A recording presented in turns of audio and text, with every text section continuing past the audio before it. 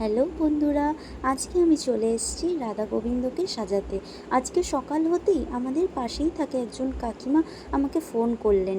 উনি বললেন, প্রিয়া, আমাদের বাড়িতে রাধা গোবিন্দ এসছে, তুই একটু এসে সাজিয়ে দিতে পারবি? আমি তো শুনে খুব খুশি হয়ে গেলাম, দিয়ে আমি ছুটে ছুটে চলে গেলাম রাধা গোবিন্দকে সাজাতে। দেখো না, মুখখানা তো খুবই ছোট্ট, তার মধ্যে তুলিটা খুব একটা পাতলা ছিল না, তাই যেভাবে করা যায়। তো ঠোঁটের কাছে রং করতে গিয়ে রংটা একটু বেরিয়েই পড়েছিল, তো আবার মুছে সেটাকে ঠিক করতে হলো, কারণ ঠোঁটটা খুবই ছোট্ট। তো এটার জন্য 0 সাইজের তুলি লাগবে, কিন্তু তুলিটা ছিল একটু মোটা, তো তাও ওটা দিয়েই সুন্দরভাবে করার চেষ্টা করলাম। রাধারানীকে তখন সাজানোর অনেকক্ষণ হয়ে গিয়েছিল।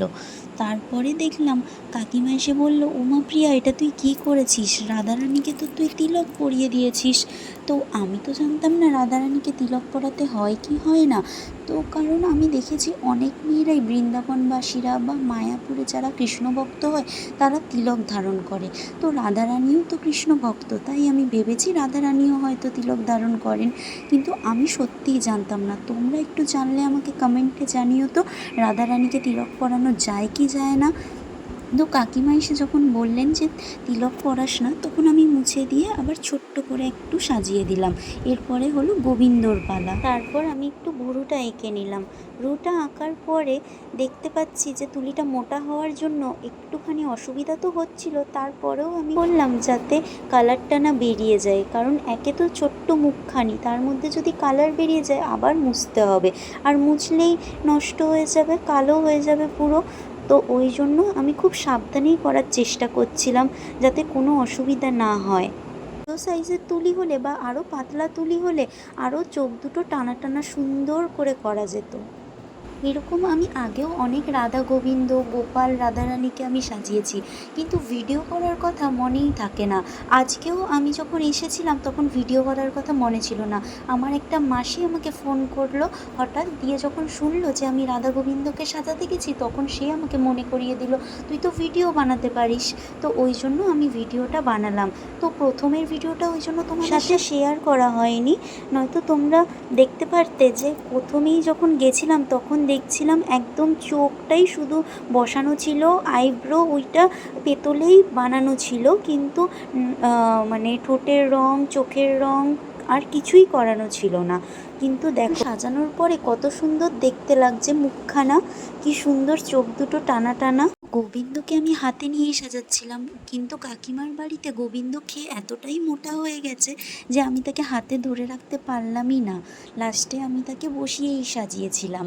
এবার দেখো চোখের উপরে কত সুন্দর হলুদ রঙের লাগিয়ে দিলাম রং, তারপরে আবার মাথার ওখানেও হলুদ রঙের তিলক করে দিলাম, কারণ আমি শুনেছি গোবিন্দ নাকি মাথার উপরে তিলক পরতে খুবই ভালোবাসে। এরপরে দেখো সেই ঠোঁটের পালা। যাই বলো না কেন, ঠোঁটে রং করতে আমার একটু ভয়ই লাগছিল, হাতই কাঁপছিল, কারণ রাধারানীকে ঠোঁটে রং করার সময় বারবার বেরিয়ে যাচ্ছিল রংটা, তাই আমি আগে ভাগে তিলক করে নিলাম। তারপর দেখো যেই আমি ঠোঁটে লিপস্টিক পরাতে গেলাম, সেই লিপস্টিকটা বেরিয়ে গেল, তখন আবার মুছতে হলো, কারণ ঠোঁট দুটো তো একদম পুচকু। দিয়ে দেখো আবার মোছার পর আবার বেরিয়ে গেল, কতবার ঠোঁটে রং করার সময় বেরিয়ে যাচ্ছে। কিন্তু তুমি যতই লিপস্টিক ঘেঁটে দাও না কেন, আমি বারবার তোমাকে লিপস্টিক পরাবো। রানী শান্তভাবে সাজলেও গোবিন্দ কিন্তু একদম শান্তভাবে সাজছিল না। দেখতে লাগছে তোমাদের কি শান্তভাবে দাঁড়িয়ে আছে, কিন্তু একদমই নয়, খুব দুষ্টুমি করছিল। এবার দেখো আমি একটু নিজের মন মতো করে বাহুতেও একটু ড্রয়িং করে দেওয়ার চেষ্টা করলাম, কিছু আলপনা করলাম, কারণ কি তবেই তো সে নাচতে পারবে। কৃষ্ণ বলে বাহু তুলে নাচো রে মন, কৃষ্ণ বলে। আমি জানি আমার গানের গলা খুবই বাজে, কিন্তু ভক্তির গান তো সবাই করতে পারে, বলো।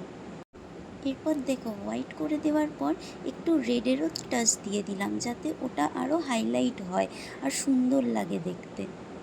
এবার দেখো কত সুন্দর হাতটা ভরা ভরা লাগছে।